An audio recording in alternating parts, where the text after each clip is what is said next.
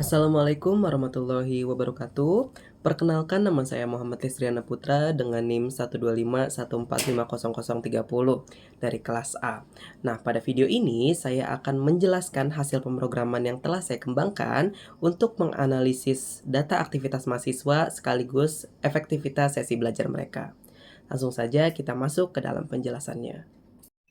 Oke, di bagian A, kita bakal belajar cara ambil data dari file JSON pakai fitur try dan juga accept, supaya programnya nggak gampang buat error. Nah, pertama-tama kita import library dulu. Pandas buat urusan tabel, JSON buat baca file, dan juga SYS buat kendali darurat program.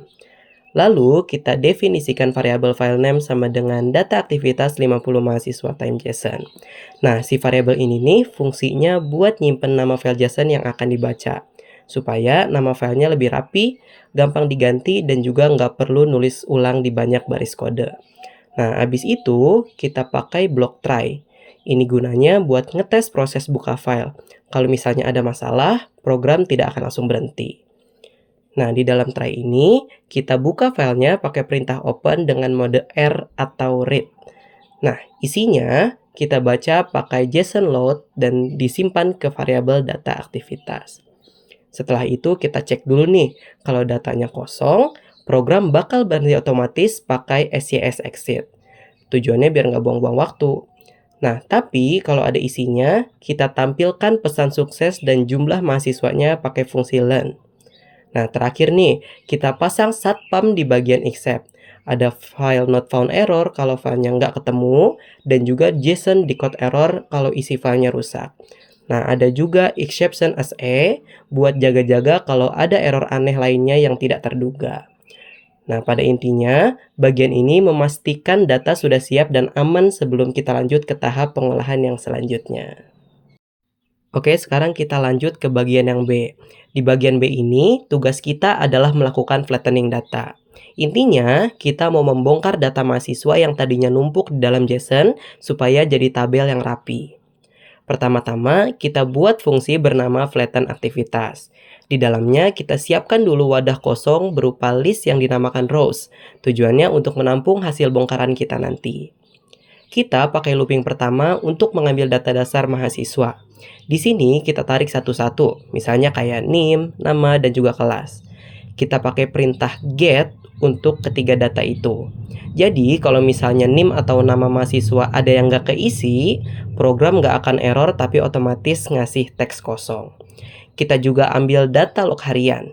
Kalau ternyata mahasiswa itu nggak punya catatan aktivitas, kita kasih list kosong sebagai penggantinya.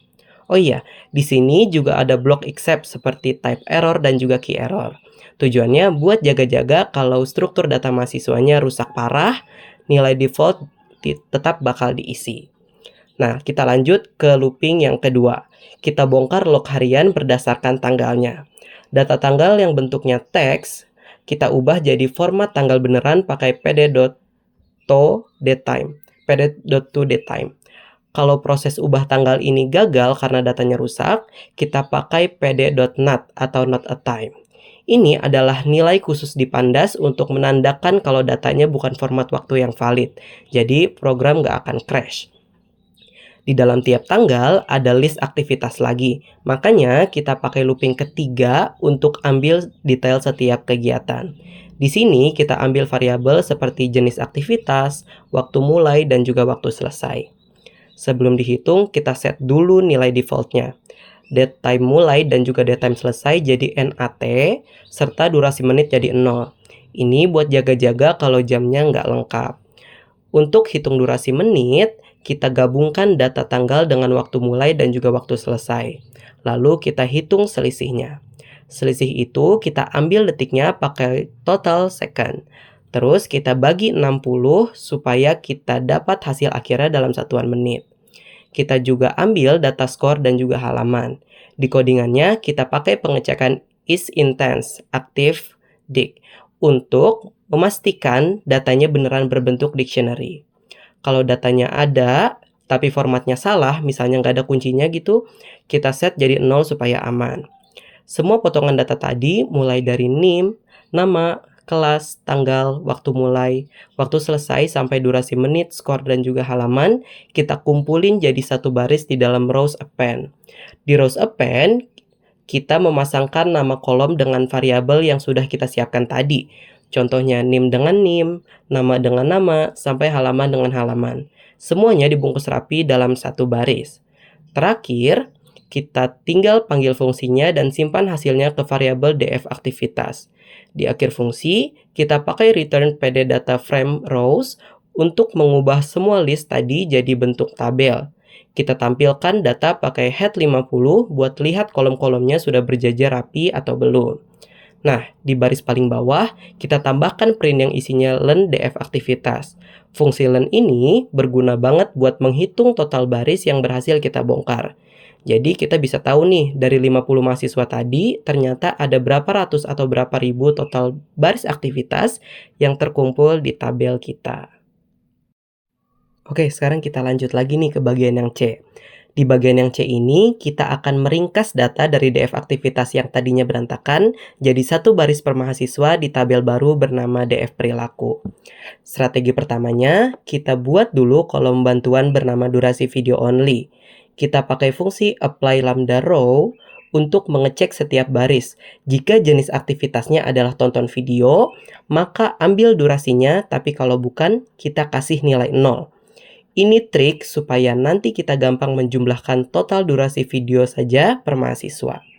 Selanjutnya, kita masuk ke inti prosesnya menggunakan fungsi group by NIM agregat. Di sini, kita mengelompokkan data berdasarkan NIM dan melakukan beberapa perhitungan sekaligus, seperti nama dan juga kelas. Kita ambil pakai first, karena data ini pasti sama untuk setiap baris mahasiswa yang bersangkutan. Yang kedua, total hari aktif. Kita ambil dari kolom tanggal dan menggunakan nunik. Kenapa nunik? Supaya kita tahu nih berapa hari unik mahasiswa itu aktif. Jadi kalau dia beraktivitas berkali-kali di hari yang sama, tetap dihitung satu hari aktif. Terus juga ada total aktivitas. Kita pakai count pada kolom NIM untuk menghitung total seluruh baris kegiatan yang dilakukan mahasiswa tersebut. Selanjutnya ada total durasi video. Nah, di sini kita pakai kolom bantuan tadi dan dijumlahkan totalnya menggunakan sum. Yang selanjutnya ada jumlah kuis. Kita pakai fungsi lambda untuk menghitung berapa kali kata kerjakan kuis muncul di kolom jenis aktivitas menggunakan sum juga. Selanjutnya ada rata-rata skor kuis. Ini bagian yang krusial. Kita pakai lambda untuk memfilter skor yang lebih dari 0 saja. Lalu kita cari rata-ratanya pakai mean atau min. Kalau mahasiswanya tidak punya skor sama sekali, kita kasih logika any agar hasilnya jadi 0, bukan error. Nah, selanjutnya ada jumlah jenis aktivitas berbeda. Kita pakai nunik lagi nih pada kolom jenis aktivitas untuk tahu ada berapa variasi kegiatan yang mereka lakukan. Misalnya seperti tonton video dan baca materi, berarti ada 2 jenis yang berbeda. Setelah semua perhitungan itu, kita pakai reset index supaya kolom NIM tidak lagi menjadi indeks dan tabelnya kembali jadi format data frame yang normal. Jangan lupa ada baris filna 0. Nah, ini nih penting banget nih untuk kolom rata-rata skor kuis. Kalau ada mahasiswa yang memang tidak pernah ikut kuis, hasilnya bakal none atau kosong. Jadi harus kita sulap jadi angka 0 agar data kita konsisten. Terakhir, kita tinggal tampilkan hasilnya pakai df perilaku head 50. Seperti yang kalian lihat di layar, sekarang setiap satu NIM mahasiswa sudah punya rangkuman perilakunya masing-masing dalam satu baris yang rapi. Oke, kita berlanjut lagi ke bagian yang D. Setelah kita punya ringkasan perilaku di df perilaku, sekarang kita bakal bikin aturan tegas untuk ngelabeli mahasiswa. Kita bikin fungsi namanya def label hantu row. Di awal fungsi, kita tarik dulu nilai-nilai penting dari baris yang lagi diperiksa. Kita ambil total aktivitas, total durasi video, jumlah kuis, dan jumlah jenis aktivitas berbeda. Ini kita simpan ke variabel lokal biar pas nulis logika di bawahnya lebih gampang dibaca. Nah, sekarang kita masuk ke bagian syarat mutlak. Mahasiswa baru bisa disebut potensial hantu kalau semua syarat ini dipenuhi. Yang pertama ada total aktivitas lebih dari atau sama dengan 30. Artinya dia rajin banget nih ngeklik ataupun buka materi sampai lebih dari 30 kali. Terus yang kedua ada total durasi video lebih dari sama dengan 600. Artinya total durasi nonton videonya mencapai 10 jam atau lebih. Selanjutnya ada jumlah kuis kurang dari sama dengan 1. Tapi anehnya dia cuma ngerjain kuis maksimal 1 kali aja. Dan yang terakhir ada jumlah jenis aktivitas berbeda kurang dari sama dengan 2. Ini artinya jenis kegiatannya pun monoton, nggak lebih dari 2 jenis aktivitas. Kalau empat-empatnya terpenuhi, fungsi ini bakal mereturn potensial hantu. Tapi, kalau ada satu saja syarat yang nggak cocok, otomatis fungsi bakal lari ke bagian else dan mereturn normal. Setelah fungsinya jadi, kita terapkan ke seluruh tabel pakai perintah df perilaku label. Sama dengan df perilaku apply label hantu axis sama dengan 1. Di sini kita pakai axis sama dengan 1 supaya Pandas tahu kalau fungsi ini harus ngecek baris per baris secara horizontal. Nah, terakhir kita tampilkan hasilnya. Saya pakai df perilaku name nama label head 50 buat kasih lihat daftar namanya beserta label barunya. Dan biar makin jelas, saya tambahkan df perilaku label value counts. Fungsi ini keren banget nih karena langsung menghitung otomatis. Ada beberapa orang yang normal dan ada beberapa orang yang ternyata potensial hantu. Jadi kita dapat statistik ringkasannya menjadi lebih instan. Kita lanjut ke dalam bagian yang E. Di bagian E ini, kita mau bikin laporan ringkas untuk setiap kelas, baik kelas A, kelas B, maupun kelas C. Tapi formatnya bukan tabel, melainkan dictionary nested. Namanya kita kasih ringkasan hantu. Pertama, kita buat dulu dictionary kosong. Ringkasan hantu sama dengan dictionary kosong. Ini adalah rumah utama kita. Lalu, kita pakai for class in sorted df perilaku kelas.unique. Baris ini artinya kita melakukan looping untuk setiap nama kelas yang ada di data, kelas A, kelas B, dan kelas C secara berurutan. Di dalam loop, langkah pertama adalah memfilter data. df kelas sama dengan df perilaku kelas sama dengan kelas. Jadi, kalau pas lagi loop kelas A, kita cuma ambil data mahasiswa kelas A-nya saja. Sekarang, kita hitung komponen yang diminta. Total MHS sama dengan len df kelas. Kita pakai len untuk menghitung berapa banyak mahasiswa di kelas tersebut. Jumlah hantu sama dengan len df kelas label sama dengan potensial hantu. Nah, di sini kita hitung berapa orang yang labelnya potensial hantu di dalam kelas tersebut. Oke, lanjut ke perhitungan persentase. Persen hantu sama dengan jumlah hantu per total MHS dikali 100. If total MHS lebih dari 0, else 0. Nah, di sini kita kasih logika if total MHS lebih dari 0, supaya kalau ada kelas yang kosong, program kita nggak error gara-gara pembagian 0. Nah, ini bagian intinya nih. Ringkasan hantu kelas sama dengan dictionary. Kita masukkan data ke dalam dictionary utama tadi. Kuncinya atau key-nya adalah nama kelasnya.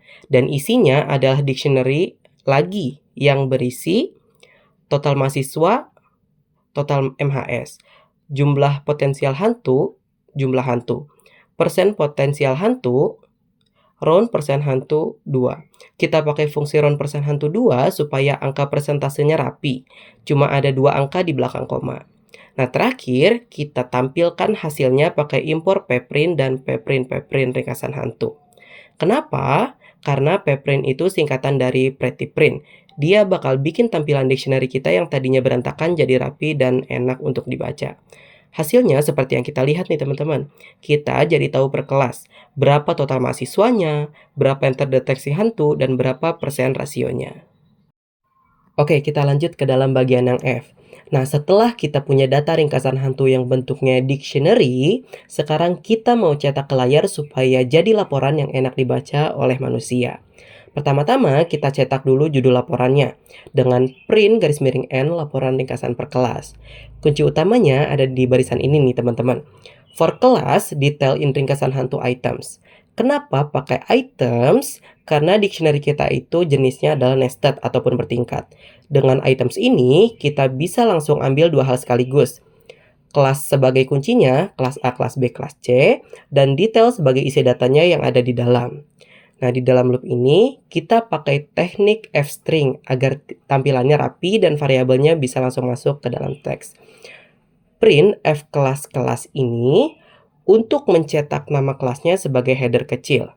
Printf total mahasiswa, detail total mahasiswa, ini kita bisa ambil angka total mahasiswa dari variabel detail tadi. Perhatikan ada spasi di awal teksnya supaya tampilan menjorok ke dalam seperti poin-poin.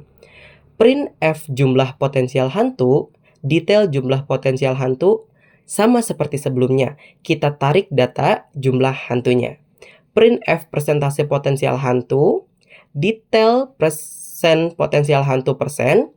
Kita ambil data persentasenya dan jangan lupa tambahkan simbol persen di ujung f-stringnya supaya jelas itu angka persen. Terakhir, biar antar kelas ada jaraknya dan gak numpuk, kita tambahkan print strip dikali 35.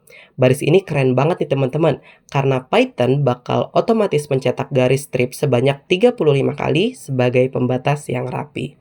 Hasil akhirnya seperti yang kita lihat sama-sama nih teman-teman di terminal. Laporannya tersusun rapi per kelas, datanya akurat, dan juga visualnya profesional banget buat kita lihat. Oke, sekarang kita masuk ke bagian yang G, yaitu analisis singkat. Di sini kita bakal membedah kasus per mahasiswa untuk membuktikan kalau misalnya kriteria hantu yang kita buat sebelumnya itu beneran akurat dan juga bukan asal-asalan. Pertama, ada baris NIM target sama dengan A001. Di sini kita tentuin dulu nih, NIM siapa yang mau kita bedah. Kita simpan ke variabel NIM target, tujuannya biar gampang. Jadi, kalau nanti mau ganti mahasiswa, kita tinggal ganti di satu baris ini saja. Terus, baris MHS sama dengan DF perilaku NIM sama dengan NIM target. Di sini, Python bertugas jadi detektif. Dia bakal lari ke tabel besar kita dan mencari nih, mana nih baris yang NIM-nya cocok sama target kita. Nah, hasil pencariannya kita titipin dulu di variabel MHS. Lanjut ke baris if MHS empty. Ini nih penting banget buat jaga-jaga. Kita cek dulu nih, hasil pencariannya ada isinya apa enggak. Kalau kosong, program bakal ngasih tahu nih, wah mahasiswa ini nggak ketemu. Jadi programnya nggak bakal bingung ataupun error mendadak. Nah, kalau misalnya datanya ada, kita masuk ke bagian else dan ketemu baris MHS sama dengan MHS ilog 0. Kenapa ilog 0? Karena biarpun yang ketemu cuma satu orang, Pandas itu tetap ngasih hasilnya dalam bentuk tabel. Supaya kita bisa ambil datanya secara langsung, kita paksa dia jadi satu baris tunggal dengan ambil indeks ke 0. Sekarang masuk ke deret print yang banyak tersebut. Saya pakai teknik f-string, yaitu tanda F sebelum kutip, supaya hasilnya dinamis. Kita cetak identitasnya dulu, mulai dari NIM, nama, sampai kelas. Nah, yang asik nih, kita nggak perlu ketik manual namanya. Python bakal otomatis narik data asli dari tabel MHS nama dan nempelin ke kalimatnya. Setelah itu, kita bongkar isi rapot statistiknya di bagian ringkasan perilaku. Kita keluarin nih angka total aktivitas, durasi video, sampai skor kuisnya. Saya kasih spasi manual di dalam codingannya supaya pas di output, tanda titik duanya bisa lurus dan juga rapi. Semua data statistik ini kita keluarin supaya analisis kita nggak cuma tebak-tebakan, tapi ada datanya. Terakhir, ini bagian otak dari codingan kita nih, yaitu analisis naratif otomatis. Kita pakai logika if MHS label sama dengan potensi hantu. Kalau labelnya cocok, sistem bakal otomatis keluarin vonis kalau mahasiswanya ini sebenarnya rajin nonton, tapi minim evaluasi karena jarang kuis. Tapi kalau labelnya bukan itu, sistem bakal loncat ke bagian else dan otomatis nyetak pujian kalau pola belajarnya udah seimbang dan juga aktif. Oke, sekarang kita masuk ke bagian yang H nih teman-teman. Di sini kita mau bedah sequence pattern mining. Intinya kita diminta nih buat ngecek, mahasiswa ini belajarnya bener nggak sih urutannya? Gitu. Nah, urutan yang kita anggap ideal itu adalah nonton video dulu, terus baca materi, terus kerjakan kuis, baru yang terakhir diskusi. Nah, kita bakal hitung skornya buat setiap mahasiswa. Yang pertama ada baris def extract sequence name df aktivitas. Pertama kita bikin dulu nih mesin atau fungsinya, namanya extract sequence. Mesin ini butuh input berupa NIM mahasiswanya dan data aktivitas lengkap mereka. Terus ada baris df MHS sama dengan df aktivitas NIM sama dengan NIM, short values tanggal deadline mulai. Nah di baris ini kita filter dulu nih data hanya untuk mahasiswa dengan NIM itu. Habis itu kita urutin datanya berdasarkan tanggal dan waktu mulai supaya kita tahu urutan aktivitas yang sebenarnya dari pagi sampai malam.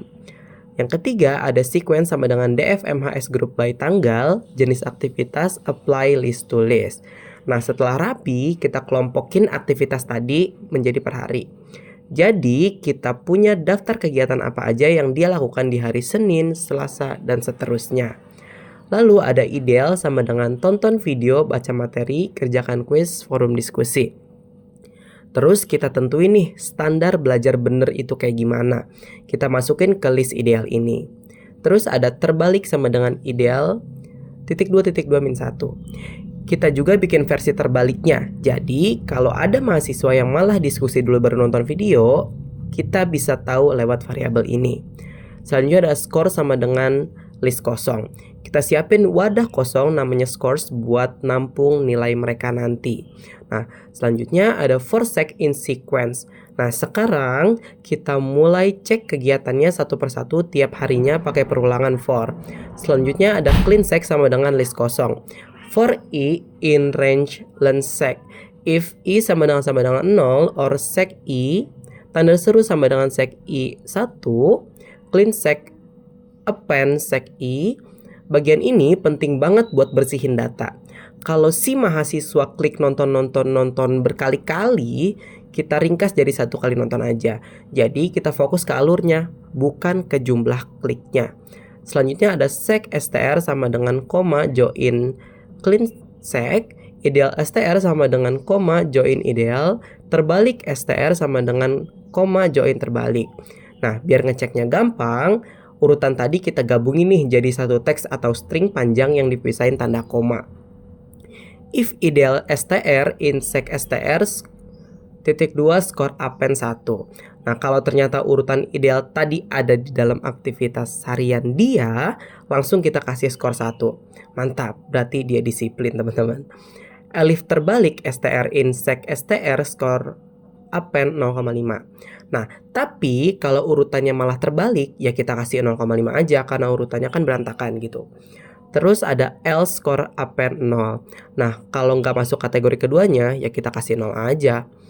Terus ada return sum scores per learn scores if scores else 0. Nah, terakhir kita hitung rata-rata skornya dari semua hari dia belajar. Lalu kirim hasilnya keluar fungsi. Skor urutan sama dengan NIM extract sequence NIM df aktivitas for NIM in df perilaku NIM. Sekarang kita suruh fungsinya lari buat semua mahasiswa yang ada di data perilaku kita. Df perilaku rata-rata urut ideal sama dengan df perilaku NIM map skor urutan. Hasil rata-rata tadi kita masukin ke kolom baru biar datanya makin lengkap. Print df perilaku NIM nama rata-rata urut ideal label head 50. Nah terakhir nih tinggal kita tampilin deh 50 data pertama buat ngeliat bener gak sih mahasiswa yang potensial hantu itu skornya urutan belajarnya rendah. Oke guys, akhirnya kita masuk ke bagian terakhir nih, yaitu bagian E. Di sini kita bakal ngelakuin window session analysis. Intinya kita mau mengelompokkan aktivitas mahasiswa ke dalam sesi belajar. Aturan simpelnya gini nih, kalau jeda antar aktivitas itu lebih dari 30 menit, kita anggap mahasiswa itu sudah mulai belajar sesi yang baru. Yuk kita lihat gimana kondisi codingannya bekerja. Nah, pertama ada df aktivitas sama dengan df aktivitas short values, NIM date time mulai, reset index, drop true. Pertama-tama kita wajib rapihin datanya dulu. Kita urutkan berdasarkan NIM dan waktu mulai aktivitasnya. Terus kita reset indeksnya biar bersih dan nggak berantakan. Selanjutnya ada waktu selesai sebelumnya sama dengan DF aktivitas group by NIM date time selesai shift 1. Nah di baris ini nih kita mau ambil data kapan aktivitas sebelumnya selesai. Kita pakai fungsi shift 1 supaya kita bisa bandingkan waktu selesai di baris atas dengan waktu mulai di baris bawahnya. Selanjutnya ada jeda sama dengan DF aktivitas date time mulai waktu dikurang waktu selesai sebelumnya DT total seconds per 60. Nah, sekarang kita hitung selisih waktunya dalam satuan menit.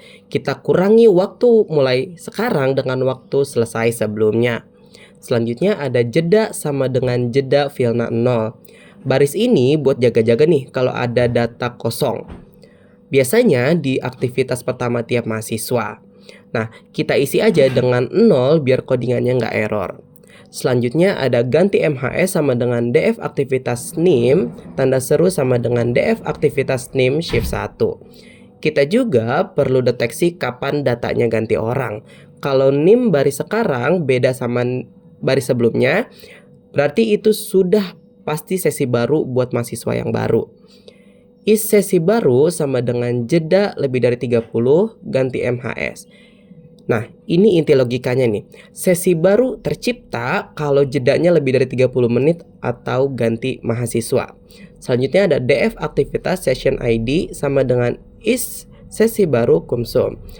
Nah, terus kita kasih ID unik buat tiap sesi pakai fungsi kumsum atau kumulatif sum. Jadi, setiap ketemu sesi baru angkanya bakal nambah terus.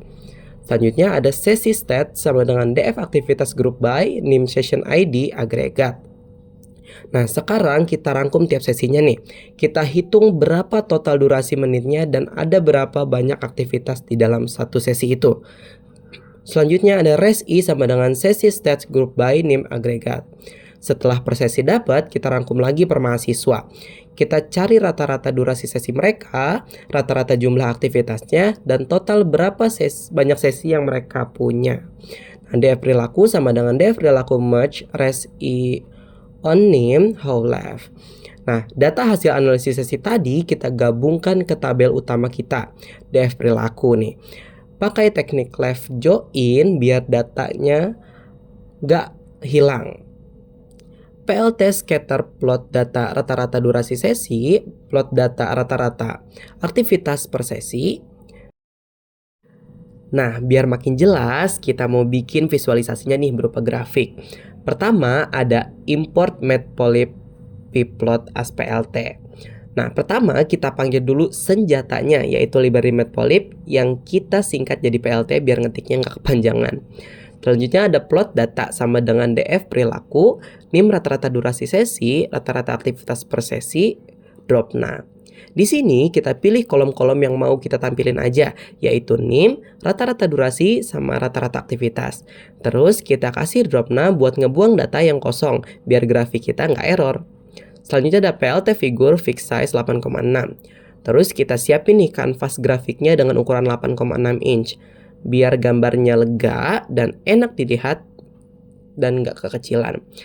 PLT scatter plot data rata-rata durasi sesi, plot data rata-rata aktivitas per sesi. Ini intinya, kita bikin scatter plot. Sumbu X-nya itu durasi sesi dan sumbu Y-nya itu jumlah aktivitas. Jadi, tiap titik di grafik nanti mewakili satu mahasiswa. Nah, ada for I row in plot data it rows, PLT text row, rata-rata durasi sesi, row rata-rata aktivitas per sesi, str row NIM font size lah sama dengan 8. Nah, baris ini gunanya buat ngasih label nih atau nama di setiap titiknya. Kita pakai perulangan buat nempel G nomor NIM di samping titik-titiknya masing-masing. Jadi kita tahu nih, oh titik yang di pojok kiri ini ternyata punya NIM si ini nih gitu. Nah selanjutnya ada PLT title, rata-rata durasi sesi versus rata-rata aktivitas per sesi. Biar orang nggak bingung ini grafiknya apa, kita kasih judul yang jelas di bagian atasnya. Selanjutnya ada PLT X label, rata-rata durasi sesi menit. PLT Y label, rata-rata aktivitas per sesi. Jangan lupa kasih label buat sumbu X dan sumbu Y-nya, biar kita tahu satuannya itu menit dan jumlah aktivitas. PLT tag layout, PLT show. Nah, terakhir kita rapihin tata letaknya pakai tight layout supaya nggak ada tulisan yang kepotong. Terus, tinggal kita panggil show buat nampilin grafik ke layarnya.